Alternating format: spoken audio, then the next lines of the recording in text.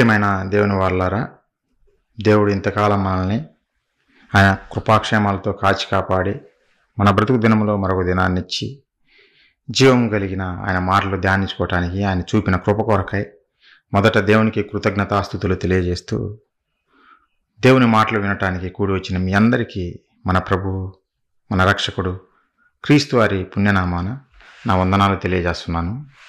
ప్రియులారా, రోజు ఒక మంచి విషయాన్ని ధ్యానించుకుందాం. అదేమిటంటే దేవుని స్వరూపము.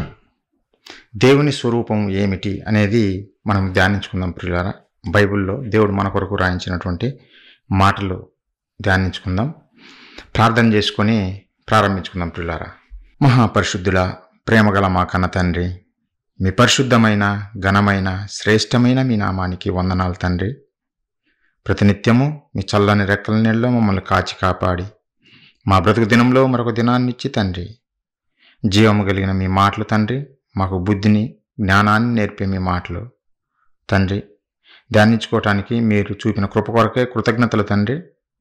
మీ పిల్లలకు తండ్రి కొన్ని మాటలు మీ స్వరూపం గురించి తెలియజేయాలనే ఆశ కలిగి ప్రయత్నపడుచుండగా కన తండ్రి సమయోచితమైన జ్ఞానమును నాకు ప్రసాదిస్తారని వింటున్న మీ పిల్లలకు తండ్రి విని గ్రహించి తండ్రి సత్యవాక్య ప్రకారం జీవించే మంచి మనస్సును ప్రసాదిస్తారని కోరుకుంటూ ఈ ప్రార్థన మా ప్రభువును మా రక్షకుడును మీ ప్రియకుమారుడైన క్రీస్తు వారి పుణ్యనామాన అడిగి వేడుకొనుచున్నాము తండ్రి, ఆమెన్. ప్రియులారా, దేవుని స్వరూపము. దేవుని స్వరూపము అంటే ఏమిటి మనం ఆలోచిస్తే ప్రియులారా, స్వరూపము అనగానే ప్రతిబింబము, ఆకారము లేదా రూపము, ఇలా నానా అర్థాలతో ఉంటుంది ప్రియులారా. మరి దేవుని స్వరూపం అంటే దేవుని ఆకారము. దేవుని ఆకారము ఎలా ఉంది అనే విషయాన్ని మనం ధ్యానించుకుందాం ప్రియులారా. ఎందుకు ఈ విషయం మాట్లాడాలనుకుంటున్నా అంటే, దేవుడు ఎలా ఉంటాడు, దేవుని ఆకారం ఎలా ఉంటుంది అనే ఆసక్తి ప్రతి ఒక్కరిలో ఉంటుంది. దేవుడిని చూడాలి, ఆయన స్వరూపాన్ని చూడాలనే కోరిక ఆ భక్తుల్లో ఉంది. ఈరోజు మనకు కూడా ఆసక్తి ఉంటుంది ప్రియులారా, ఉంది కూడా. అది మంచి ఆలోచనే. దేవుని స్వరూపాన్ని తెలుసుకోవాలనుకోవడము, చూడాలనుకోవడము, అది మంచి ఆలోచన ప్రియులారా. మరి ఎలా ఉంది ఆయన స్వరూపము అనేది మనము బైబిల్లో నుంచి ధ్యానించుకుందాం ప్రియులారా.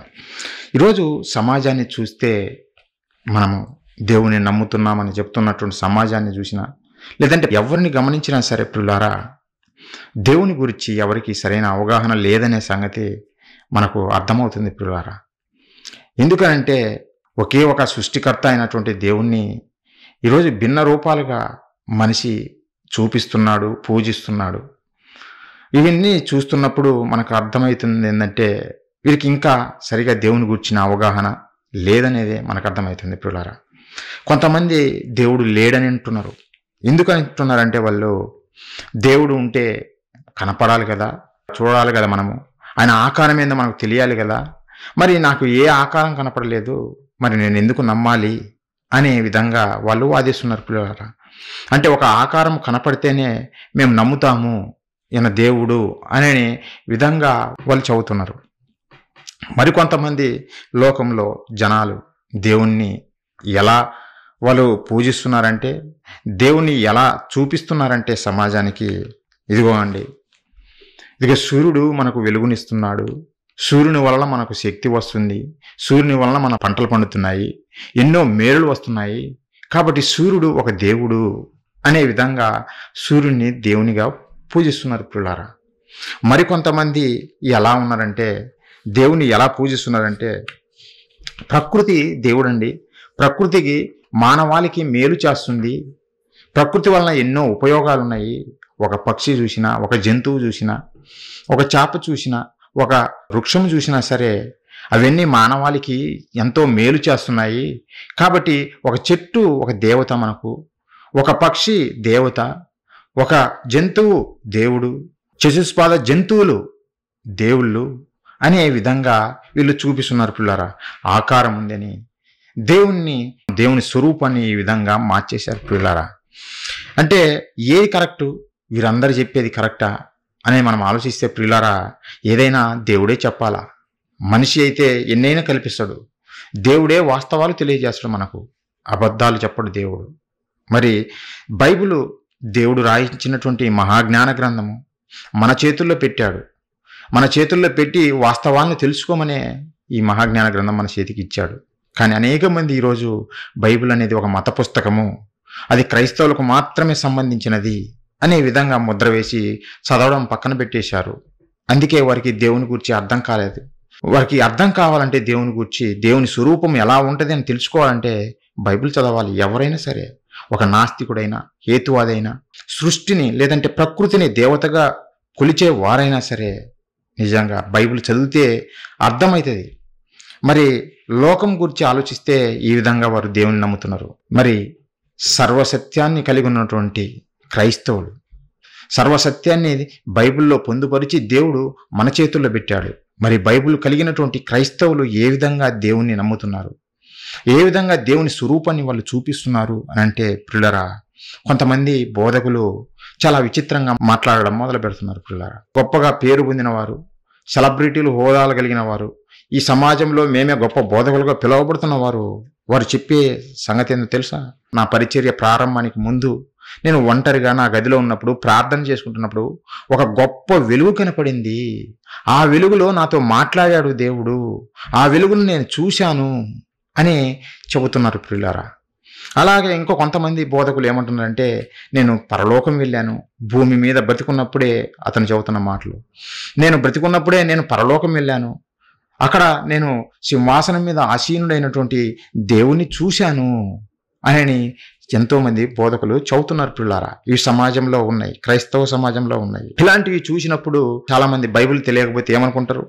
అవును, నిజమే, వాస్తవమే. పాత నిబంధన కాలంలో కూడా భక్తులు దేవుణ్ణి చూశారు, దేవునితో మాట్లాడారు. మరి ఈరోజు ఈ బోధకులు చెప్పడంలో కూడా కరెక్టే అని మనకు కూడా ఒకవేళ బైబిల్ చదవకపోతే అదే నమ్మకం ఉంటాం ప్రియులారా. దేవుడు బైబిల్ ఇచ్చింది ఊరికే ఎవరు ఏది చెబితే అది నమ్మేయడం కాదు. వాళ్ళ సెలబ్రిటీ హోదాలను చూసి వీళ్ళు గొప్ప బోధకులని మనం ముద్ర వేసి అది గుడ్డిగా నమ్మడం కోసం కాదు బైబిల్ ఇచ్చింది. ఒకనాడు పౌలు గారు బోధిస్తుంటేనే బెరయ పట్టణస్థులు పౌలు గారు చెప్పిన మాటలు అలా ఉన్నాయో లేవో అని ప్రతిరోజు వారు లేఖనాలను పరిశోధించారు. పౌలు గారి గొప్ప బోధకుడైనటువంటి పౌలు గారు బోధించినా ఆ రోజు బెరయ పట్టణస్థులు అలా వదిలేయలేదు. పౌలు గారు చెప్పారు కనుక వినేద్దాం అని అనుకోలేదు ప్రియులారా.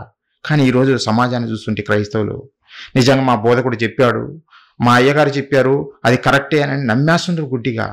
ప్రియులారా, క్రైస్తవులారా, మీరు ఆలోచించాలా, మనమందరం ఆలోచించాలా. ఎవరిని ఎప్పుడు నిజంగా గుడ్డిగా నమ్మకూడదు.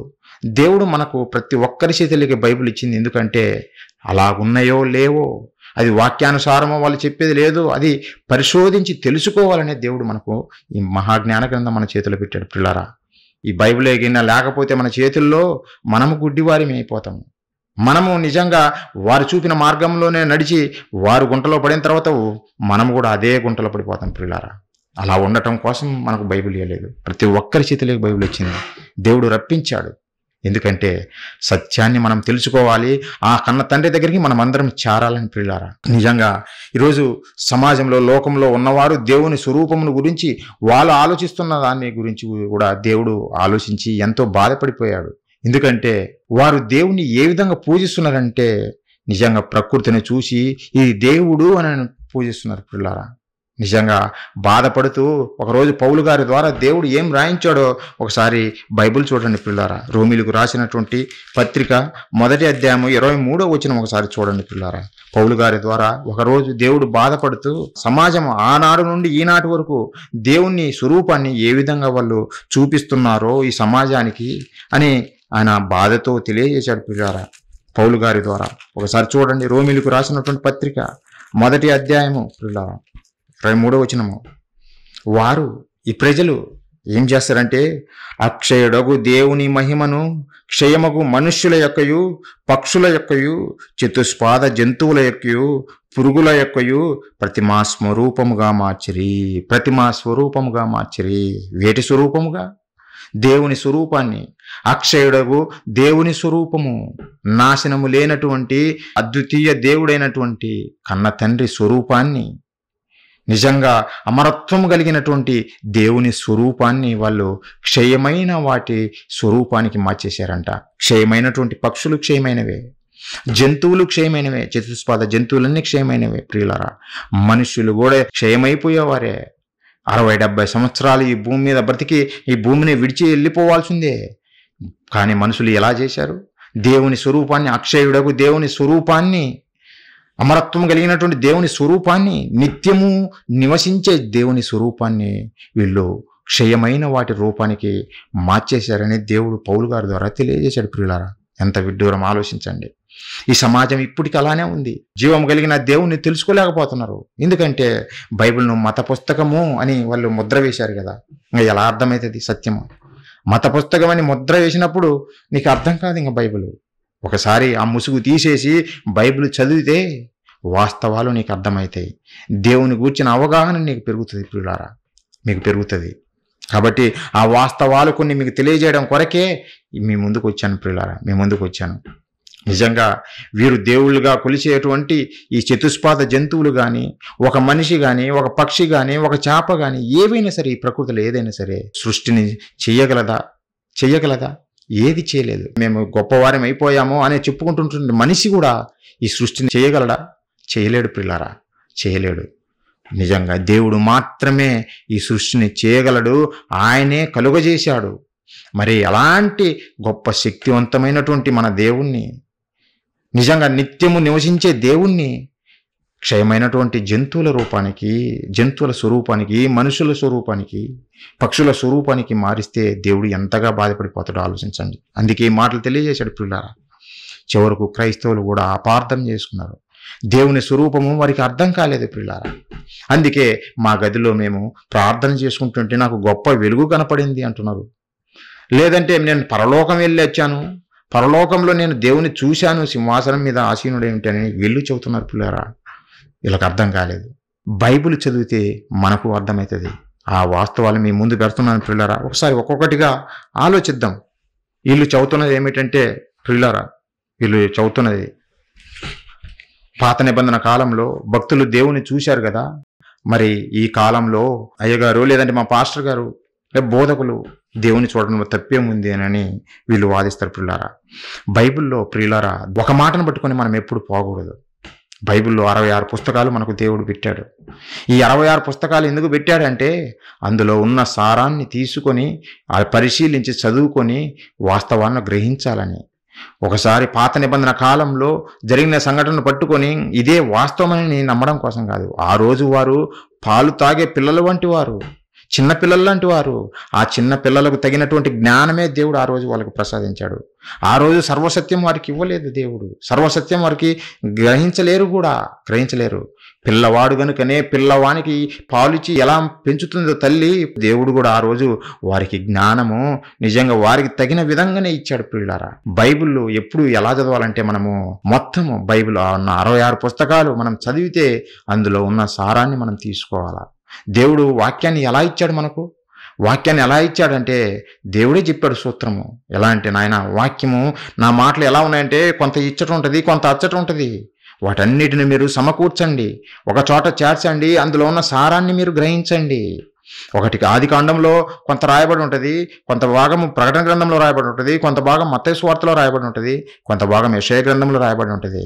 ఇలా మీరు ఇవన్నీ వచనాలు కలిపితే అప్పుడు మీకు సారం అర్థమవుతుంది, వాస్తవాలు మీకు తెలుస్తాయి అని దేవుడు చెప్పాడు పిల్లారా. ఒకసారి చూడండి యెషయా గ్రంథం, ఒకసారి చూడండి పిల్లారా. యెషయా గ్రంథము 28వ అధ్యాయము 13వ వచనం పిల్లారా.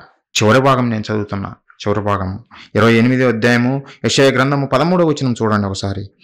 ఆజ్ఞ వెంబడి ఆజ్ఞ, ఆజ్ఞ వెంబడి ఆజ్ఞ, సూత్రం వెంబడి సూత్రము, సూత్రం వెంబడి సూత్రము, కొంత ఇచ్చట కొంత అచ్చట యెహోవా వాక్యము మీకు వచ్చును. దేవుని వాక్యము మనకి ఎలా వస్తుందంట? కొంత ఇచ్చట అంటే కొంత ఒక పుస్తకంలో, మరి కొంత ఇంకో పుస్తకంలో మనకు దొరుకుతుందంట. కాబట్టి మనం ఏం చేయాలి? ఆ పుస్తకము అన్ని పుస్తకాలు చదవాలా. దానికి సంబంధించిన దేవుని స్వరూపం మనకు అర్థం కావాలంటే ఒకరోజు పాత నిబంధన కాలంలో జరిగినటువంటి సంఘటనలు మాత్రమే పట్టుకుంటే మనకు అర్థం కాదు పిల్లారా. వీళ్ళు చెప్పేది ఏంటంటే యాకోబు గారు దేవునితో పెనుగులాడాడు కదా, దేవుణ్ణి చూశాడు కదా. మరి ఈ కాలంలో బోధకులు దేవుణ్ణి చూడడం తప్పేముంది, దేవుని స్వరూపం చూశాము అని చెప్పడం తప్పేముంది అని అనుకుంటున్నారు పిల్లారా. అలాగే మోషే గారు మండుతున్న పొదలో దేవుణ్ణి చూశారు, ఆయన మాటలు విన్నాడు కదా. సీనాయి పర్వతం మీద దేవుని ఆజ్ఞలు తీసుకుని వచ్చాడు కదా, దేవునితోటి ఉండి అని అనుకుంటున్నారు పిల్లారా. నిజంగా పాత నిబంధన కాలంలో సర్వసత్యం రాలేదు పిల్లారా. కొత్త నిబంధన కాలంలోనే యేసుక్రీస్తు వారు ఈ భూమి మీదకి వచ్చి సర్వసత్యం తెలియజేయడానికే వచ్చాడు పిల్లారా.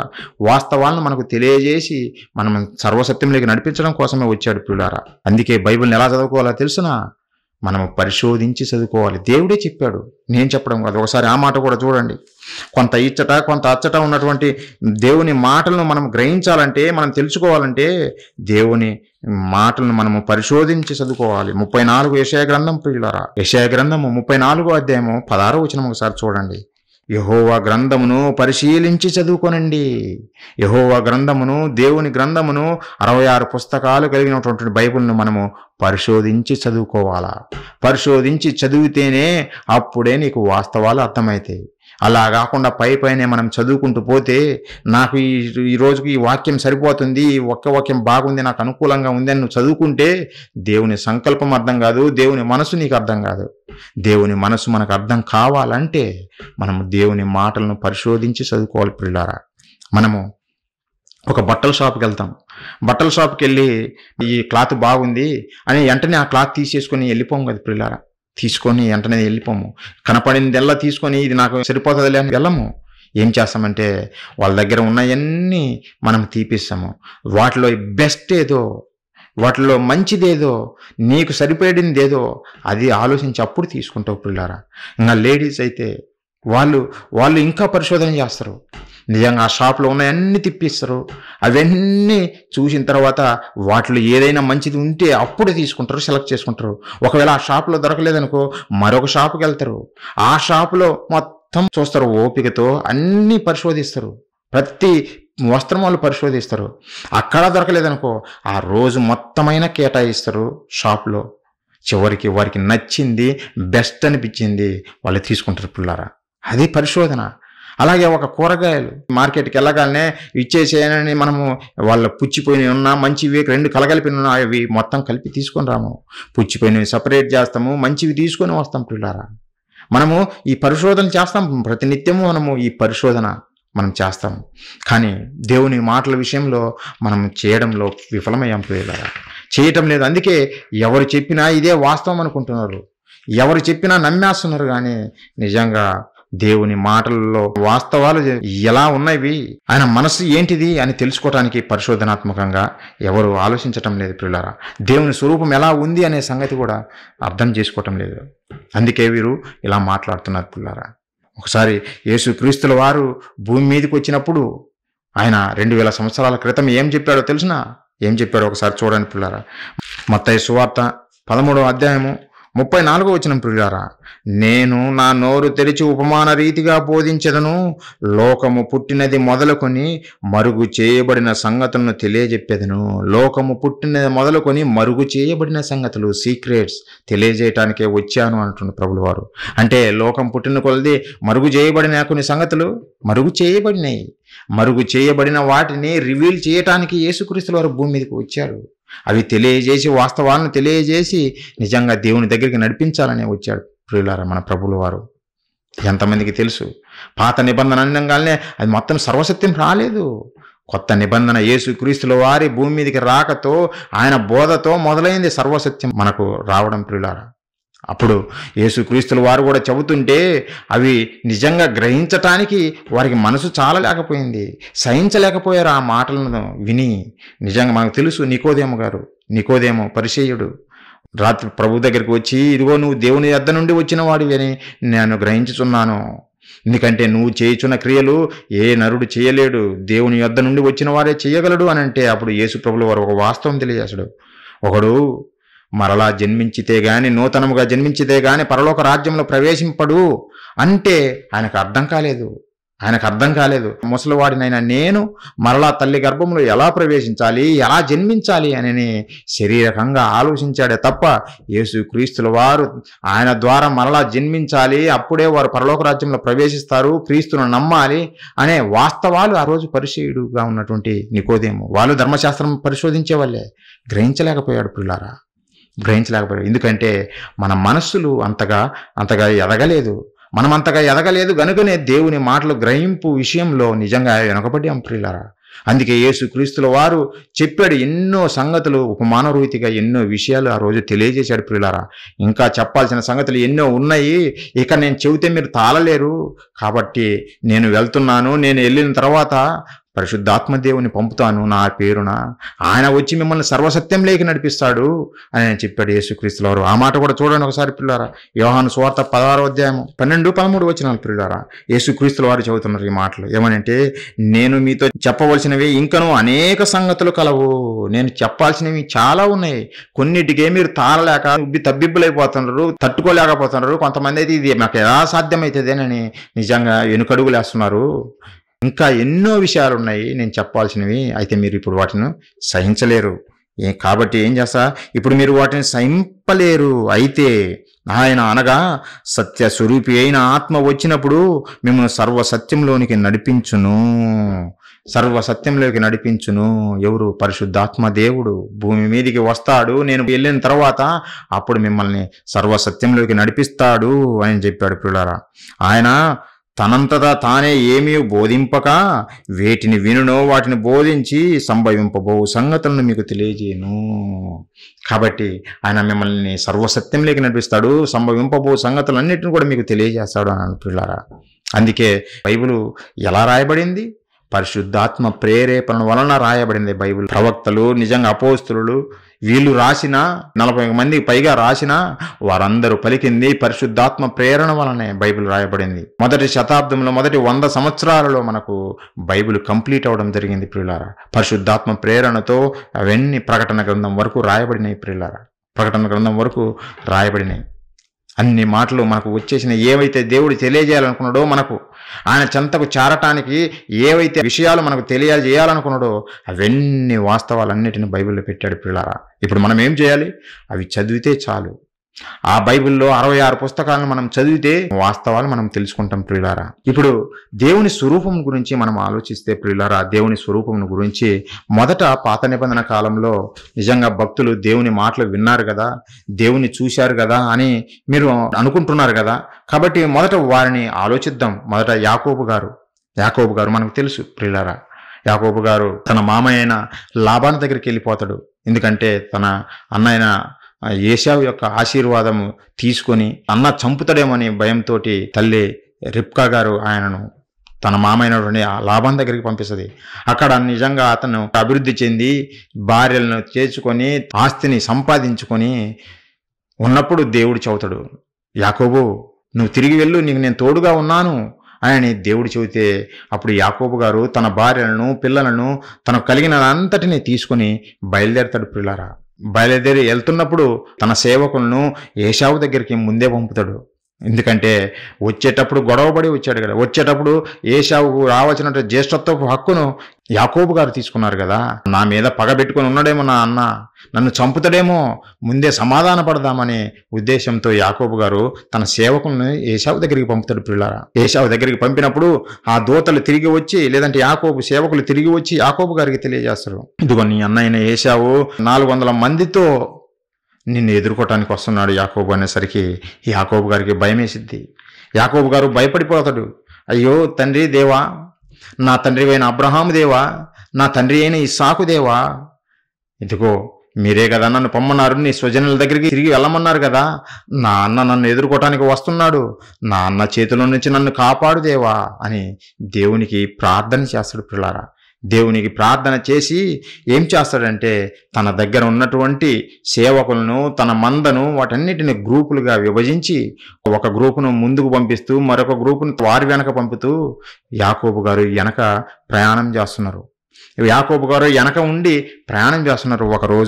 ఒకరోజు రాత్రి మందలన్నిటిని, సేవకులందరినీ ముందుకు పంపించి చివరికి తన భార్య పిల్లలను కూడా ముందు పంపించి తనొక్కడే నిలిచిపోతాడు పిల్లారా బేతేలు అనే ప్రదేశంలో. తనొక్కడు నిలిచిపోయినప్పుడు అప్పుడు రాత్రిపూట ఒక నరుడు వచ్చి యాకోబు గారితో పెనుగులాడుతాడు. యాకోబు గారితో పెనుగులాడతాడు. ఆ మాటలు చూస్తారా ఒకసారి చూడండి పిల్లారా. ఆదికాండము 32వ అధ్యాయము 22వ వచనము. ఆ రాత్రి అతడు లేచి తన 2 భార్యలను, తన 2 దాసీలను, తన 11 మంది పిల్లలను తీసుకొని యబ్బోకు రేవు దాటిపోయెను. యాకోబు వారిని తీసుకొని ఆ ఏరు దాటించి తనకు కలిగినదంతయు పంపివేశను. యాకోబు ఒక్కడు మిగిలిపోయెను. ఒక నరుడు తెల్లవారు వరకు అతనితో పెనుగులాడెను. తాను అతనిని గెలవకుండుట చూచి తొడగోటి మీద అతన్ని కొట్టెను. అప్పుడు అతడు ఆయనతో పెనుగులాడుట వలన యాకోబు తొడ గూడు ఒలిసెను. ఆయన తెల్లవారుచున్నది గనుక నన్ను పోనిమ్మనగా అతడు నీవు నన్ను ఆశీర్వదించితేనే గాని నిన్ను పోనివ్వనను. యాకోబు గారు అంటుండ్రు, ఎవరితో అయితే పోరాడాడో యాకోబు ఆయనతో అంటుండు, నన్ను విడిచిపెట్టమంటున్నావు కదా, నన్ను ఆశీర్వదిస్తేనే కానీ నేను విడిచిపెడతాను తప్ప నన్ను ఆశీర్వదించకపోతే నేను విడిచిపెట్టను అని పట్టేసుకున్నాడు పిల్లారా యాకోబు గారు. ఒకసారి చూడండి పిల్లారా. తెల్లవారుచున్నది కనుక నన్ను పోనిమ్మనగా అతడు నీవు నన్ను ఆశీర్వదించితేనే గాని నిన్ను పోనీయనను. ఆయన నీ పేరేమని అడగగా అతడు యాకోబు అని నేను చెప్పాను. యాకోబుని అడిగాడు, నీ పేరేమంటే నా పేరు యాకోబు అని అంటాడు. అప్పుడు ఆ నరుడు ఏమంటాడో తెలుసా? 29వ వచనము. అప్పుడు యాకోబును నీ పేరు దయచేసి తెలుపుమనను. అందుకు ఆయన నీవు ఎందు నిమిత్తం నా పేరు అడుగుతూ చెప్పి అక్కడ అతన్ని ఆశీర్వదించను. యాకోబు నేను ముఖాముఖిగా దేవుని చూచి తిని ఆయనను నా ప్రాణము దక్కినది. నేను ముఖాముఖిగా దేవుని చూచి తిని అయినా సరే నా ప్రాణం దక్కింది అని యాకోబు గారు ఇక్కడ మాట్లాడుతున్నారు పిల్లారా. ఈ సందర్భాన్ని చూసుకొని చాలామంది యాకోబు గారు దేవునితో పెనుగులాడారు కదా, యాకోబు గారు దేవుని చూశారు కదా అని పొరపడుతున్నారు పిల్లారా. నిజంగా యాకోబు గారు దేవుని చూశాడా? యాకోబు గారు దేవుని ఇక్కడ పెనుగులాడింది దేవునితోనేనా అని మనం ఆలోచిస్తే ప్రియులారా, మనకు ముందు పుస్తకాలలో రాయించాడు దేవుడు ఎవరితో పెనుగులాడాడు అనేది. అలాగే మోషే గారు కూడా ఐగుప్తుల నుంచి పారిపోయి మిద్యాను అరణ్యంలో ఇత్రో దగ్గర చేరి అక్కడ ఆయన కుమార్తెను సిప్పోరాను పెళ్లి చేసుకొని అక్కడ ఇత్రో యొక్క మందలను, గొర్రెల మందలను కాయుచున్న కాలంలో ప్రియులారా, నాడు ఆ మిద్యాను అరణ్యంలో ఒక గొప్ప వింత మోషే గారు చూస్తారు. ఒక గొప్ప వింత. అదేమిటంటే పొద మండుతుంటది కానీ ఆ పొద కాలిపోదు. ఈ గొప్ప వింత చూద్దామని దగ్గరికి వెళ్ళినప్పుడు ఆ పొదలో నుంచి ఒక స్వరం వింటాడు, మోషే దగ్గరికి రావద్దు, ఇది పరిశుద్ధ స్థలము. ఒకసారి చూడండి, ఆ మాటలు కూడా చూడండి పిల్లారా. నిర్గమకాండము. ఎందుకంటే బైబిల్లో రాయబడిన విషయాలు మనకు ముందు చూసి వాళ్ళు ఏవైతే పొరపడుతున్నారో, ఏ మాటలు చూసి వారు దేవుని స్వరూపమును చూశారు, ఆయన స్వరాన్ని విన్నారు అని అనుకుంటున్నారో అవి ఒకసారి చూసి దేవుడు ఏం చెప్పాడు తర్వాత అనే విషయాలు కూడా మనం ఆలోచిద్దాం ప్రియులారా. కొంత ఇచ్చట కొంత అచ్చట ఉంది కదా దేవుని మాటలు, మనము అన్ని పరిశోధించి తెలుసుకోవాలా. నిర్గమకాండం ఒకసారి చూడండి.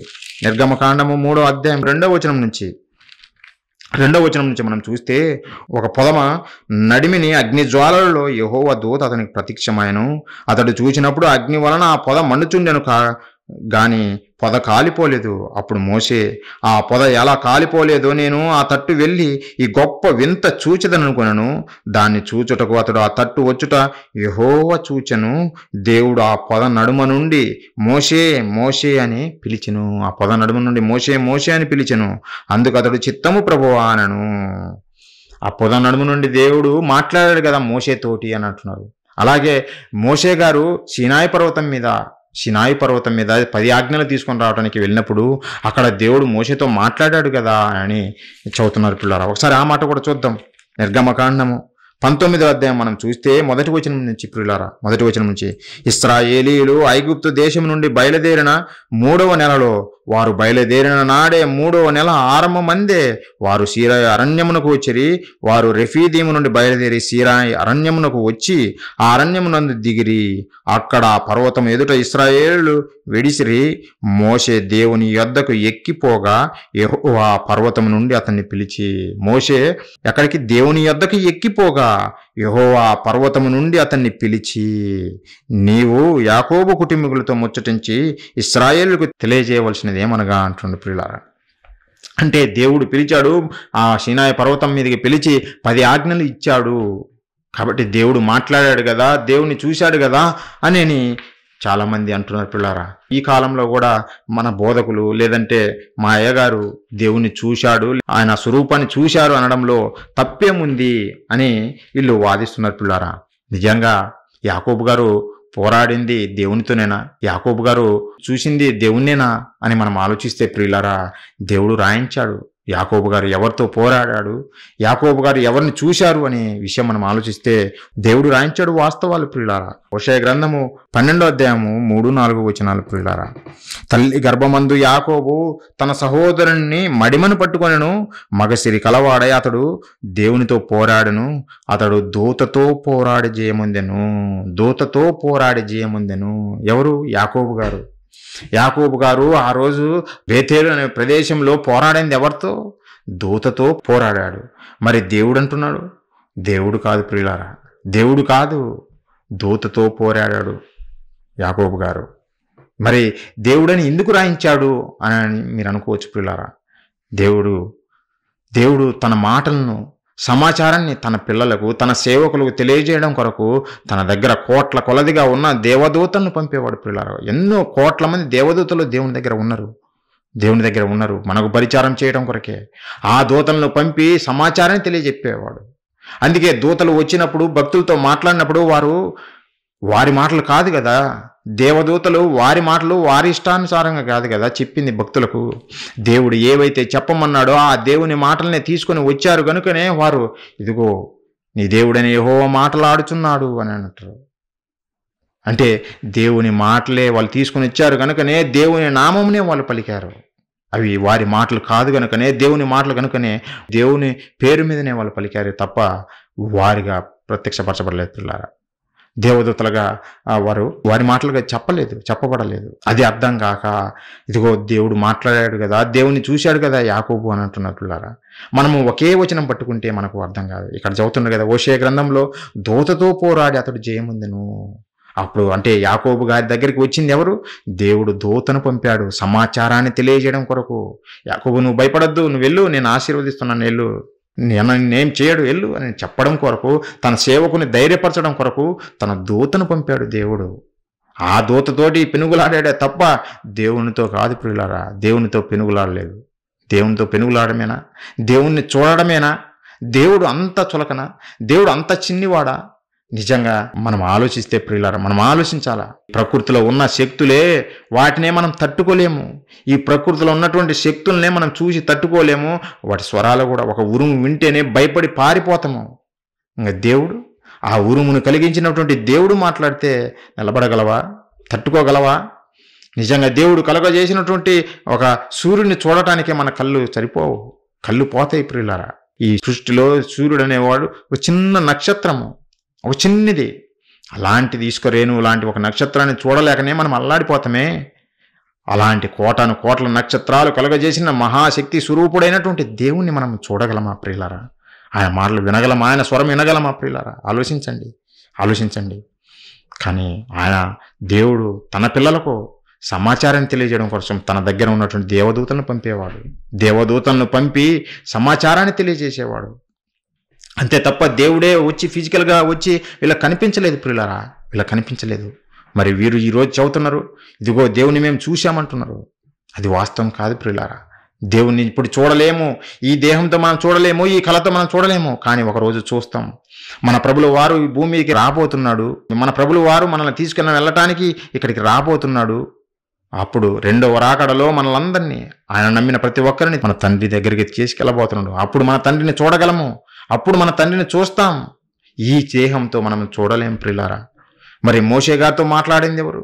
సీనాయి పర్వతం మీద మోషే గారికి 10 ఆజ్ఞలు ఇచ్చింది ఎవరు అని మనం ఆలోచిస్తే ప్రియులారా, చూడండి అపోస్తుల కార్యములు ఒకసారి చూడండి ప్రియులారా. అపోస్తుల కార్యములు 7వ అధ్యాయం. దేవుని మాటలు కొంత ఇచ్చట కొంత అచ్చట ఉంటాయి ప్రియులారా. అవన్నీ మనము ఒక దగ్గరికి చేర్చి అందులో ఉన్న సారాంశాన్ని మనం గ్రహించాలే తప్ప ఒకే మాటను పట్టుకుంటే, పాత నిబంధనలో ఉన్న ఆ వచనాన్ని పట్టుకొని నేను దేవుని చూశాను అంటే అది మనం పొరపడతాం ప్రియులారా, మనం పొరపడతాం. అలా కాదు, వాక్యాన్ని మనము ఉన్నట్టుగా దేవుడు చెప్పిన విధంగా చదువుకోవాలి. ఒకసారి చూడండి అపోస్తుల కార్యములు 7వ అధ్యాయం ప్రియులారా. 7వ అధ్యాయం మనం చూస్తే 37వ వచనం నుంచి 37, 38 చదువుతా ప్రియులారా. నా వంటి ఒక ప్రవక్తను దేవుడు మీ సహోదరులను మీకు పుట్టించును అని ఇశ్రాయేలుతో చెప్పిన మోషే ఇతడే. సీనాయి పర్వతం మీద తనతో మాట్లాడిన దేవదూతతోనూ మన పితరులతోనూ అరణ్యంలోని సంగమందు ఉండి మనకిచ్చుటకు జీవవాక్యంను తీసుకుని వాడు ఇతడే. మోషే గారి గురించి ఆ రోజు స్టెఫెన్ గారు ప్రసంగం చేస్తున్నారు. ఈ మోషేతో ఆ రోజు మాట్లాడింది ఎవరో తెలుసునా? దేవదూత. స్టెఫెను పరిశుద్ధాత్మ పూర్ణుడై పరిశుద్ధాత్మతో నిండుకుని వాడై మాట్లాడుతున్నాడు. పరిశుద్ధాత్మ దేవుడు యేసు ప్రభువు వారు చెప్పారు కదా, పరిశుద్ధాత్మ దేవుని నేను పంపబోతున్నాను, ఆయన మిమ్మల్ని సర్వసత్యంలోకి నడిపిస్తాడని.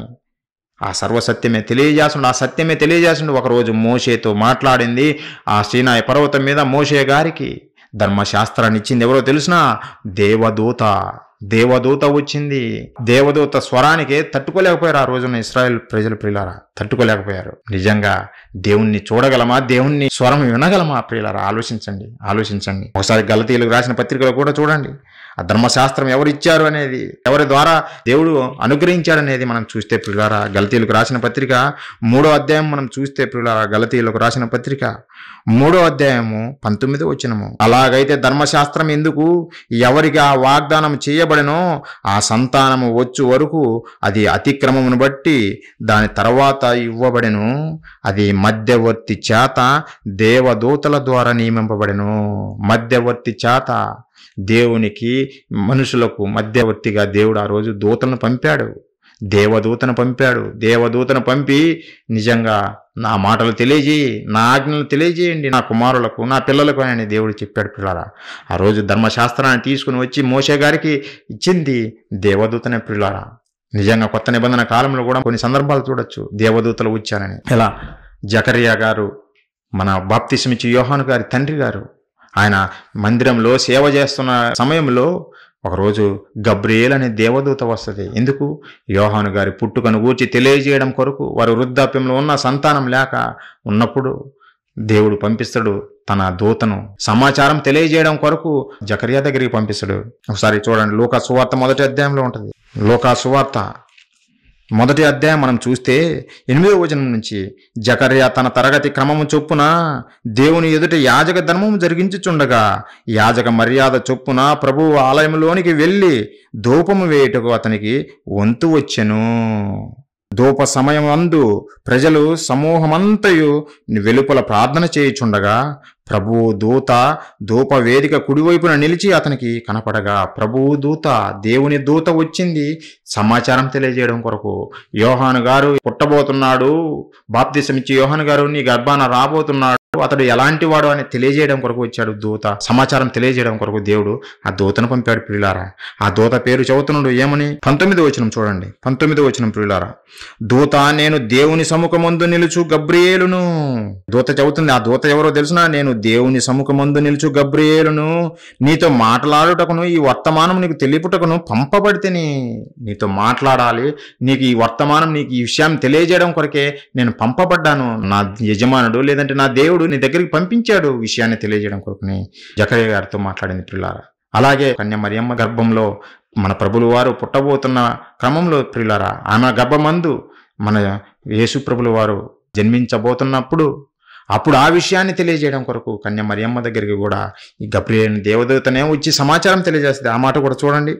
26వ వచనం అదే అధ్యాయం, లూకా సువార్త 1వ అధ్యాయం 26వ వచనం చూస్తే, 6వ నెలలో గబ్రియేలు దేవదూత గలిలయలోని నజరేతను ఊరిలో దావీదు వంశస్థుడైన యోసేపును ఒక పురుషునికి ప్రదానం చేయబడిన కన్యక యొద్దకు దేవుని చేత పంపబడెను.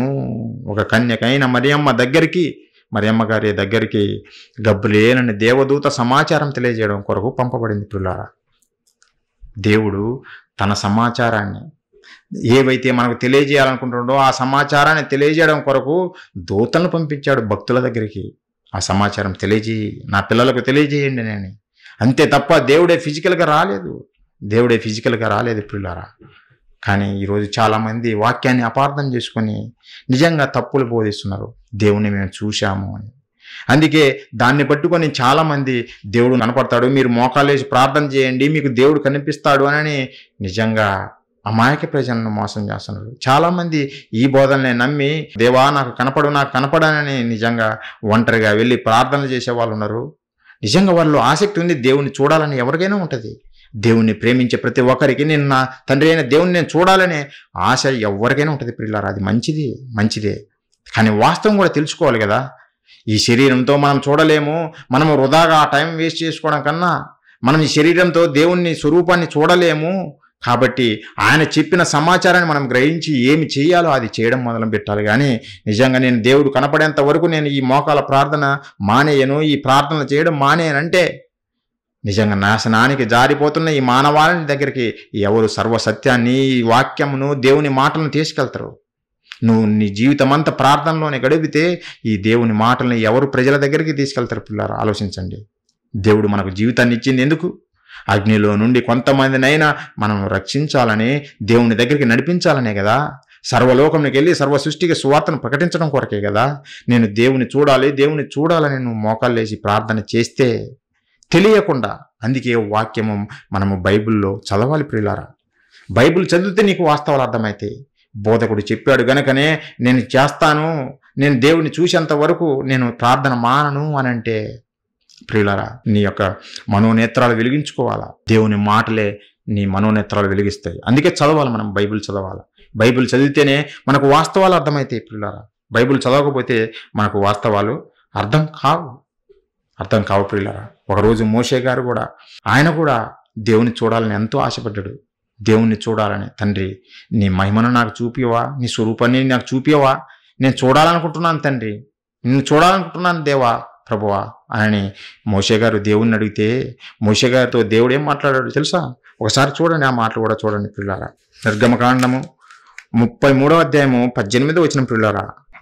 మోషే గారు దయచేసి నీ మహిమ నాకు చూపుమనగా, దయచేసి నీ మహిమ నాకు చూపు దేవా ప్రభువా అని అంటే దేవుడు అంటున్నాడు 20వ వచనం, మరియు ఆయన, నీవు నా ముఖమును చూడజాలవు మోసే, ఏ నరుడును నన్ను చూసి బ్రతకడనను. మోషే గారితో దేవుడు చెబుతున్నాడు. ఈ మాటలు చదివారా? అందుకే మనం చదవాలి ప్రియులారా. అందుకే మనం బైబిల్ చదవాలి. చదివితేనే మనకు అర్థమవుతుంది. దేవుడు అంటున్నాడు, మోషే నువ్వు నా ముఖమును చూడజాలవు. ఏ నరుడు భూమి మీద పుట్టకొస్తున్న ఏ నరుడైనా సరే నన్ను చూసి బ్రతకడనను. నన్ను చూసి బ్రతకడు నాయన, నన్ను చూసి బ్రతకడు. నిజంగా బ్రతకలేం ప్రియులారా. ప్రకృతిలో నుండి మనిషి తయారు చేసుకున్న ఒక కరెంటును మీరు ఆలోచించండి. అది ఒక చిన్న పవరు. మనిషి తయారు చేసుకున్న కరెంటు ప్రకృతిలో నుండే, దేవుడు కలుగజేసిన ప్రకృతిలో నుండి మనిషి తయారు చేసుకున్న ఈ కరెంటును మనం ఆలోచిస్తే ప్రియులారా, దాన్ని పట్టుకోగలమా? దాన్ని చూడగలమా? నిజంగా దాన్ని తాకగానే మనము అంతే మసి అయిపోతాము, బూడిదైపోతాము, చనిపోతాము, కాలిపోతాము, బ్రతకలేము. అంటే దేవుడు పెట్టిన ఈ ప్రకృతిలో ఉన్నటువంటి చిన్న చిన్న పవర్స్కే ఈ దేహాన్ని చంపేసేంత విధంగా పవర్ ఉంటే ప్రియులారా, ఈ పవర్స్ అన్నిటిని కలుగజేసినటువంటి సర్వశక్తివంతుడైనటువంటి దేవుని స్వరూపాన్ని ఈ నరుడు ఈ దేహంతో చూడగలడా? ఈ నరుడు ఈ దేహంతో ఆయన స్వరాన్ని వినగలడా? ఆలోచించండి ప్రియులారా. ఒక మనిషి చేసుకున్నటువంటి ఒక చిన్న శక్తినే తాకలేని స్థితి మన దేహానికి. తాకలేము, పట్టుకుంటే చనిపోతాం కరెంటును. అలాంటిది కన్న తండ్రి అయిన దేవుణ్ణి, మహాశక్తివంతమైనటువంటి దేవుణ్ణి చూడలేం ప్రియులారా. ఈ కళ్ళతో చూడలేము, ఇప్పుడు చూడలేము, ఈ దేహంతో చూడలేము. అయితే ఒకరోజు చూస్తాం, యేసుక్రీస్తుల వారు మరలా రాబోతున్నాడు, అప్పుడు మనం చూస్తాం ప్రియులారా. అప్పుడు మన తండ్రిని చూడగలుగుతాం. కానీ ఈ దేహంతో అయితే మనం చూడలేము. అదే విషయాలు దేవుడు మనకు రాయించాడు కొత్త నిబంధనలు కూడా పిల్లారా. ఒకసారి చూడండి, వాస్తవాలు తెలుసుకోవాలి. దేవుని స్వరూపము ఏంటిదని మనం తెలుసుకొని దేవుడు కోరుకున్నట్టుగా మనం బ్రతకాలి ప్రియులారా. ఒకసారి చూడండి, తిమోతి గారు రాసినటువంటి మొదటి పత్రిక 6వ అధ్యాయము 16వ వచనం ప్రియులారా. సమీపింపరాని తేజస్సులో ఆయన మాత్రమే వసించుచు అమరత్వం గలవాడై ఉన్నాడు. మనుషులలో ఎవడును ఆయనను చూడలేదు. మనుషులలో ఎవడును ఆయనను చూడలేదు. నిజంగా మోషే గారు చూడలేదు, యాకోబు గారు చూడలేదు, ఏ భక్తుడు చూడలేదు, ఎవడును చూడనేరడు కూడా. ఎవడును చూడలేడని దేవుడు క్లియర్గా రాయించాడు పిల్లారా. మొదటి యోహాను గారు రాసిన పత్రిక ఒకసారి చూడండి. మొదటి యోహాను గారు రాసినటువంటి పత్రిక ఎన్ని మాటలు రాయించాడు దేవుడు. అయినా కానీ నిజంగా మా అయ్యగారు దేవుడిని చూశారు, గొప్ప వెలుగు నేను చూశానని నిజంగా వీళ్ళు చెప్పడము ఎంత అమాయకత్వమో ఆలోచించండి పిల్లారా, ఎంత అమాయకత్వమో ఆలోచించండి. మనకు బైబిల్ ఇచ్చింది అందుకేనా? మనకు దేవుడు బైబిల్ ఇచ్చింది ఎందుకేనా? ఒకవేళ భక్తుడికి అలా మోసపోతున్నాడేమో. ఈ రోజున్న భక్తుల గురించి నేను చెప్పేది పిల్లారా. బోధకులు అలా మోసపోతుంటేమో, నేను గొప్ప వెలుగును చూశానని నువ్వు మాయలో ఉన్నవేమో ఆలోచించుకోవాలా. ఆలోచించుకోవాలి. ఒకసారి చూడండి, దేవుని మాటలు అబద్ధాలు కాదు కదా. మనిషి అయితే అబద్ధాలు చెబుతాడు, దేవుడు అబద్ధాలు చెబుతాడా? బైబిల్లో రాయబడిన మాటలు దేవుని మాటలే కదా. ఒకసారి చూడండి ప్రియులారా, యోహాను గారు రాసినటువంటి మొదటి పత్రిక 4వ అధ్యాయము ప్రియులారా 12వ వచనము, ఏ మానవుడును దేవుని ఎప్పుడునూ చూచి ఉండలేదు, ఏ మానవుడును దేవుణ్ణి ఎన్నడను చూచి ఉండలేదు అని యోహాను గారు కూడా తెలియజేస్తున్నారు పిల్లారా.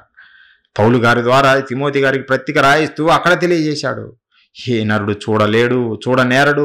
ఇక్కడ యోహాను గారి ద్వారా కూడా దేవుడు తెలియజేస్తుండు, ఏ నరుడు, ఏ మనుషుడు చూడలేదు నాయన, ఎప్పుడును దేవుడిని చూసి ఉండలేదు. మరి వీళ్ళు చూసింది ఎవరిని? ఇంకా వారికే తెలియాలా, వారే ఆలోచించాలా. వీరు చూసింది ఎవరిని? దేవుణ్ణా? మరి ఎవరిని చూచారో వారికే తెలియాలా ప్రియులారా, వారికే వదిలిపెడుతున్నాం. కానీ మీరైనా తెలుసుకోండి, వాస్తవాలను తెలుసుకోండి. మరి మన ప్రభువు, మన రక్షకుడైన యేసుక్రీస్తుల వారు ఏం చెప్పారు? ఆయన చెప్పినన్న నమ్ముతారా? దేవుని స్వరూపాన్ని మనం చూడగలమా అనేది మనం ప్రభువుని అడిగితే ప్రభువు ఏం చెబుతున్నాడు ఒకసారి చూడండి ప్రియులారా. యోహాను సువార్త మొదటి అధ్యాయము 18వ వచనము, ఎవడును ఎప్పుడైనను దేవుణ్ణి చూడలేదు. ఎంత ఆధారాలతో ఉంది చూడండి. మరి మేము దేవుణ్ణి చూశామంటున్నారు, అది కూడా గొప్ప వెలుగును చూశామంటున్నారు ప్రియులారా. ఒక సూర్యుని చూస్తేనే మన కళ్ళు పోతాయి, పని చెయ్యవు. అలాంటిది గొప్ప వెలుగును చూశామని చెబుతున్నారు.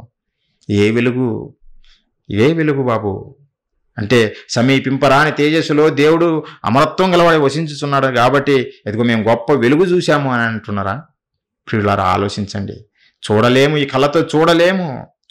యేసుక్రీస్తుల వారు స్వయాన చెబుతున్నాడు, ఎవడును ఎప్పుడైనను దేవుణ్ణి చూడలేదు.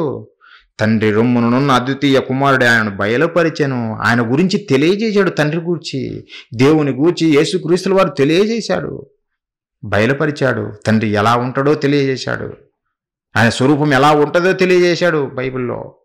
యేసుక్రీస్తుల వారు తెలియజేశాడు, కానీ ఆయన స్వరూపాన్ని ఎవరు చూడలేదు. మరొక మాట, ఆయన ప్రభుల వారే చెప్పిన మాటలు ప్రియులారా ఒకసారి చూడండి. యోహాను సువార్త 5వ అధ్యాయం 37వ వచనం ప్రియులారా.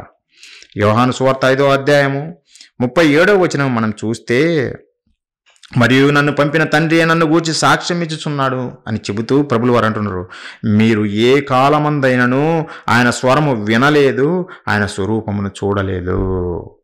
మీరు ఏ కాలమైనా సరే, ఆదాము గారి కాలమైనా, అబ్రహాము గారి కాలమైనా, యాకోబు గారి కాలమైనా, మోషే గారి కాలమైనా, దావీదు గారి కాలమైనా, ప్రవక్తల కాలాలైనా సరే ప్రియులారా, ఎప్పుడైనా సరే, ఈ కాలమందైనా సరే, ఎప్పుడు ఎవ్వడును ఏమంటున్నాడు ప్రభులు వారు, మీరు ఏ కాలమందైనను ఆయన స్వరము వినలేదు, ఆయన స్వరము కూడా మీరు వినలేదు, ఆయన స్వరూపాన్ని కూడా మీరు చూడలేదు. ఎంత ఖచ్చితంగా బైబిల్లో రాయబడింది ఆలోచించండి. యేసుక్రీస్తుల వారు స్వయాన చెప్పిన మాటలు ప్రియులారా, ఎవరో చెప్పినవి కాదు. స్వయాన యేసుక్రీస్తుల వారే తండ్రి రొమ్మున ఆనుకొని ఉన్న, లేదంటే తండ్రి దగ్గర నుంచి వచ్చినటువంటి ప్రియకుమారుడు, దేవునికి ప్రియకుమారుడు, ఆయనే పలుకుతున్న మాటలు ఇవి ప్రియులారా. ఎవరు ఏ కాలమందు ఆయనను చూడలేదు, ఆయన స్వరూపాన్ని చూడలేదు, ఆయన స్వరాన్ని వినలేదు. మరి వీళ్ళు చెబుతున్నది వాస్తవమా? యేసుక్రీస్తుల వారు చెబుతున్నది వాస్తవమా? ఆలోచించండి ప్రియులారా. మనుషులు అబద్ధాలు ఆడతారు, దేవుడు అబద్ధాలు చెప్పడు. యేసుక్రీస్తుల వారు చెప్పిందే అక్షర సత్యము. యేసుక్రీస్తుల వారు చెప్పిందే మనం నమ్మాలా ప్రియులారా. మనం తండ్రి అయిన దేవుని స్వరూపాన్ని ఎందుకు చూడలేమో తెలుసునా? ఒకరోజు సొలొమోను గారు బంగారు దేవాలయాన్ని నిర్మిస్తాడు. అంత బంగారంతో పొదిగించి దేవాలయాన్ని నిర్మించి, నిజంగా తండ్రి మీ కొరకు మందిరాన్ని కట్టానంటే దేవుడు ఏం పలికాడో తెలుసా? నిజంగా ఆయన గురించి, ఆయన స్వరూపం గురించి తెలియజేస్తూ, ఆయన కొలతల గురించి తెలియజేస్తూ ఏం చెప్పాడో చూడండి ఒకసారి ప్రియులారా. అపోస్తుల కార్యంలో 7వ అధ్యాయం మనం చూస్తే 47 నుంచి 50 వచనం వరకు ప్రియులారా. అయితే సొలొమోను ఆయన కొరకు, దేవుని కొరకు మందిరం కట్టించెను, అయినను ఆకాశము నా సింహాసనము, భూమి నా పాదపీఠము. మీరు నా కొరకు ఎలాంటి మందిరము కట్టింతురు? ఆకాశము నా సింహాసనము, భూమి నా పాదపీఠము. ఇంకా అలాంటప్పుడు నా కొరకు ఎలాంటి మందిరాన్ని కట్టిస్తారు మీరు అని దేవుడు అడుగుతున్న పిల్లారా. నిజంగా అంత విశ్వరూపమైనటువంటి దేవుణ్ణి 6 అడుగులు ఉన్నటువంటి మనిషి ఈ దేహంతో చూడగలడా? ఆలోచించండి. చూడలేడు ప్రియులారా. దేవుని ఫిజికల్ రూపమును ఏ నరుడు చూడలేదు ఇప్పటి వరకు. క్రీస్తు వచ్చేంత వరకు కూడా ఎవరు చూడలేరు కూడా.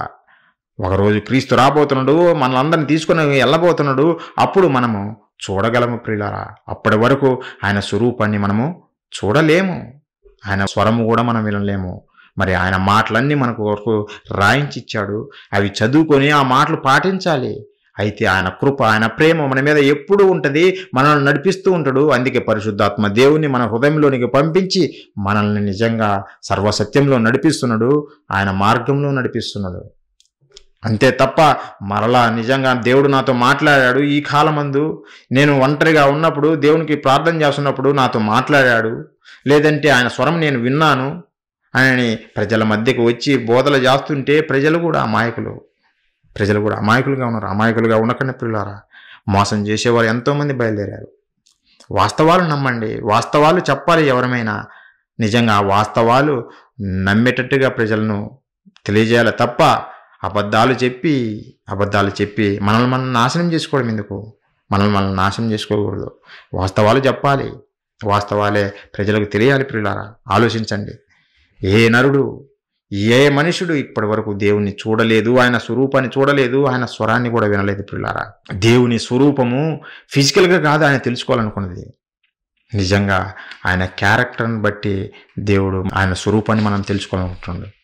ఆయన ఫిజికల్ రూపం గురించి కాదు, ఫిజికల్ రూపం ఎలా ఉంటేమి, కానీ ఆ క్యారెక్టరు, ఆయన స్వరూపానికి ఉన్నటువంటి క్యారెక్టరు ఎంత గొప్పదో మీరు తెలుసుకొని ఆయన దగ్గరికి చేరాలనేది తండ్రి కోరిక. ప్రియులారా మరి ఆయన క్యారెక్టరు, ఏ స్వరూపము, దేవుని స్వరూపం ఎలా ఉంది అనే విషయం ప్రియులారా నెక్స్ట్ క్లాస్లో తెలుసుకుందాం.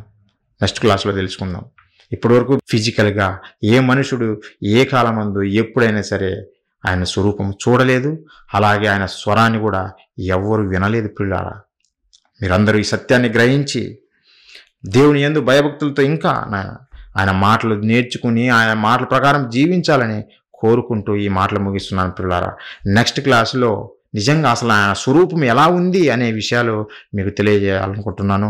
ఆ మాటలు కూడా మీరు వినండి.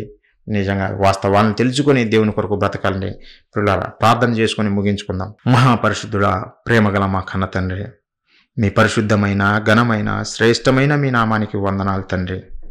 కన్న తండ్రి, మీ స్వరూపము ఎంత గొప్పదో నాయన, ఫిజికల్గా మహా ఈశ్వరూపమని నాయన, ఆ స్వరూపాన్ని ఇప్పటి వరకు నాయన ఎవరు చూడలేదని, మీ స్వరాన్ని ఎవరు వినలేదని మేము మీ మాటల ద్వారా మేము నేర్చుకున్నాం తండ్రి. ఇంకా అంతకన్నా ప్రాముఖ్యమైనటువంటి నాయన స్వరూపము తండ్రి, గుణము, ఆ క్యారెక్టరు, అలాంటి స్వరూపము ఎలాంటిదో నాయన మీ పిల్లలకు తెలియజేయాలనుకుంటున్నాము. మీ కృప మాకు తోడుగా ఉంచండి. సత్యాన్ని వారికి తెలియజేయలాగున మీ సహాయం మాకు అనుగ్రహించండి. సత్యమే మేము ప్రకటించి నాయన సత్యవాక్య ప్రకారం జీవించులాగున మమ్మల్ని నాయన వింటున్న ప్రతి ఒక్కరిని నడిపించమని వేడుకుంటున్నాం తండ్రి. ఏ నరుడు మిమ్మల్ని చూసి బ్రతకలేడు తండ్రి.